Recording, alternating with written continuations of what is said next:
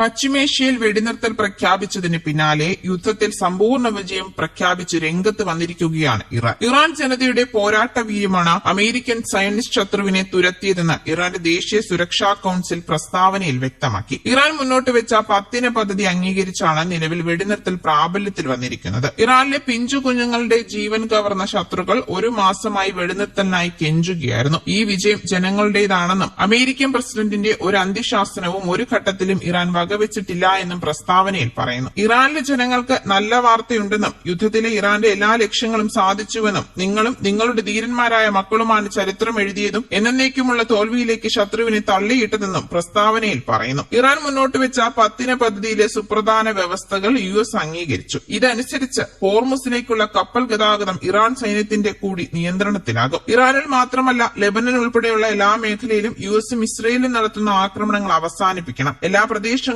വ്യോമതാവളങ്ങളിൽ നിന്നും US പിന്മാറണം. ഇറാന്റെ അധികാരത്തിന് കീഴിൽ ഹോർമുസിൽ സുരക്ഷിത പാതയൊരുക്കും എന്നിവയാണിവ. 10 നിർദ്ദേശങ്ങൾ ഇങ്ങനെയാണ്. US ഇറാനുമേൽ അധിനിവേശം നടത്താൻ പാടില്ല. ഹോർമുസിൽ ഇറാന്റെ നിയന്ത്രണം തുടരും. ആണവ സമ്പുഷ്ടീകരണത്തിനുള്ള ഇറാന്റെ അവകാശം അംഗീകരിക്കണം. US ഇറാനുമേൽ ഏർപ്പെടുത്തിയിരിക്കുന്ന ഉപരോധം പിൻവലിക്കണം. ഇറാനുമായി സഹകരിക്കുന്ന രാജ്യങ്ങൾക്കുമേൽ ഏർപ്പെടുത്തിയ ഉപരോധങ്ങളും പിൻവലിക്കണം. UNൽ ഇറാനെതിരെ കൊണ്ടുവന്ന എല്ലാ പ്രമേയങ്ങളും റദ്ദാക്കണം. രാജ്യാന്തര ആണവോർജ്ജ ഏജൻസി ഇറാനെതിരായി കൊണ്ടുവന്ന എല്ലാ പ്രമേയങ്ങളും റദ്ദാക്കണം. ഇറാന് സംഭവിച്ച നാശനഷ്ടങ്ങൾക്ക് പരിഹാരം നൽകണം. മേഖലയിൽ നിന്ന് US സൈന്യത്തെ പിൻവലിക്കണം. ഹിസ്ബുള്ളക്കെതിരായി ഉൾപ്പെടെ നടത്തുന്ന എല്ലാ ആക്രമണങ്ങളും അവസാനിപ്പിക്കണം. ഇറാൻ പരമോന്നത നേതാവ് മുജ്തബ ഖമനേയിയുടെ നിർദ്ദേശപ്രകാരം പാകിസ്ഥാന്റെ മധ്യസ്ഥത അംഗീകരിക്കുകയും വിവരങ്ങൾ ഇറാന് കൈമാറുകയുമായിരുന്നു. നിലവിലെ വെടിനിർത്തൽ കൊണ്ട് യുദ്ധം പൂർണ്ണമായി അവസാനിച്ചുവെന്ന് കരുതുന്നില്ല എന്നും മുന്നോട്ട് വെച്ച 10 പദ്ധതികളും പൂർണ്ണമായും അംഗീകരിച്ചാൽ മാത്രമേ സമ്പൂർണ്ണമായ യുദ്ധം അവസാനിച്ചുവെന്ന് ഔദ്യോഗിക സ്ഥിരീകരണം നടത്തൂവെന്നും ഇറാൻ വ്യക്തമാക്കിയിട്ടുണ്ട്. യുദ്ധത്തിൽ അമേരിക്ക നിലംപരിശായെന്നും അധാർമികതയും നിയമവിരുദ്ധതയും കുറ്റകരവുമായ യുദ്ധമാണ് ഇറാനിലെ ജനങ്ങൾക്ക് നേരെ അമേരിക്ക നടത്തിയതെന്ന് സുരക്ഷാ കൌൺസിൽ പറയുന്നു. നിലവിലെ കരാർ അനുസരിച്ച് ഇറാനുമേൽ US ഏർപ്പെടുത്തിയ